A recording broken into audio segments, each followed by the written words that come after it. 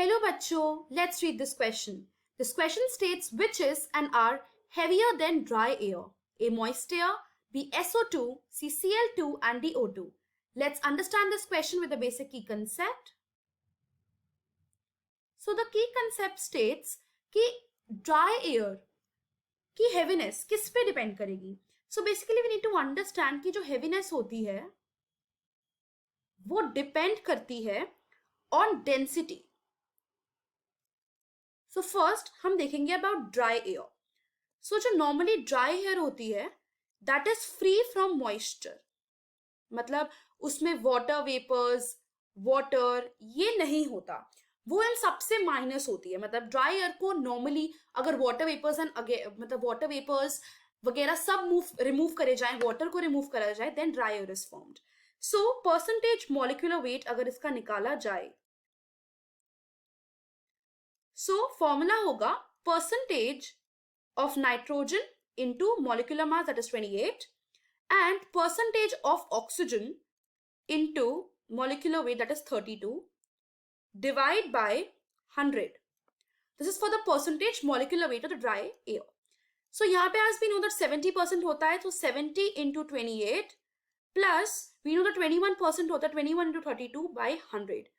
So some amount of as और gases भी होती है कि आर्गन है, कार्बन डाइऑक्साइड है, हाइड्रोजन वगैरह प्रेजेंट है. सो उसमें हम थोड़ा बहुत एडिशन करते हैं. सो इसका आंसर आता है 1960 plus 672 divide by 100. So approximately इसको हम 29 ग्राम पर मोल ले लेते हैं, 28.84 ग्राम ले लेते हैं. सो ये अप्रोक्सीमेटली इसका मॉलिक्यूलर वेट है. If you have to talk about कि कौन ज्यादा हैवी होगा, सो जिसका मोर मॉलिक्यूलर वेट होगा, it accounts that वो more heavy होगा. We need to understand कि जिसका dry air से ज्यादा molecular weight आएगा, इसका मतलब वो ज्यादा heavy होगा. So first हमारे पास है ऑप्शन में moist air. So first let's understand कि moist air heavy होगी या नहीं. So सबसे पहले हमको पता होगा कि dry air जो होती है, so dry air it has more density than moist air. And we know कि हैवीनेस किस पे डिपेंड करती है?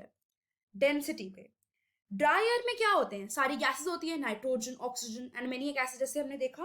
बट मॉइस्ट एयर में एज सब बोलते हैं कि मॉइस्ट एयर में क्या होता है, दैट मॉइस्ट एयर होती है दैट वाटर मॉलिक्यूल्स, इसमें वाटर मॉलिक्यूल्स होते हैं और वाटर वेपर्स प्रेजेंट होते हैं. सो इसमें क्या होता है कि वाटर जो है वो रिप्लेस करता है. मतलब वाटर जब इवेपोरेट होता है, वी नो दैट एटमॉस्फेयर में वाटर इवेपोरेट होगा, तो जैसे वाटर इवेपोरेट होगा वो रिप्लेस करेगा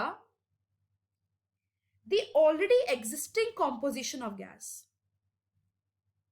जो हमारी ऑलरेडी एग्जिस्टिंग कॉम्पोजिशन है गैस की, उसको चेंज करेगा. सपोज अगर एक वाटर मॉलिक्यूल इवेपोरेट हुआ, इसका मतलब वो एक नाइट्रोजन मॉलिक्यूल है, एक ऑक्सीजन मॉलिक्यूल को रिमूव करेगा. इट मींस कि वो ऑलरेडी एग्जिस्टिंग कॉम्पोजिशन को चेंज कर रहा है.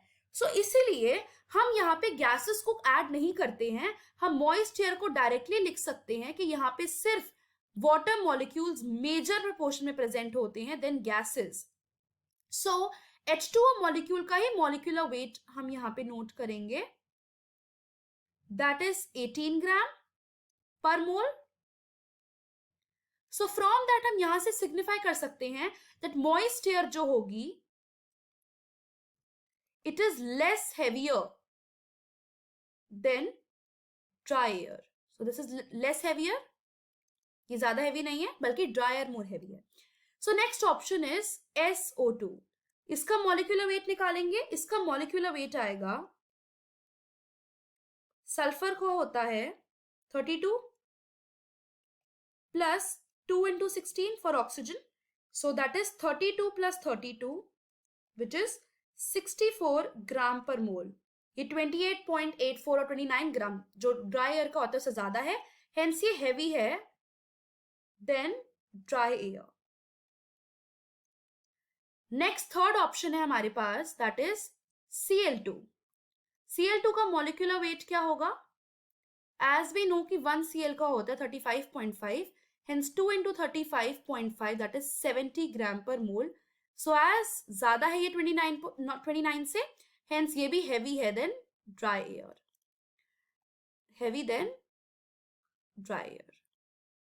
Next option is O2. So molecular weight क्या है O2 का?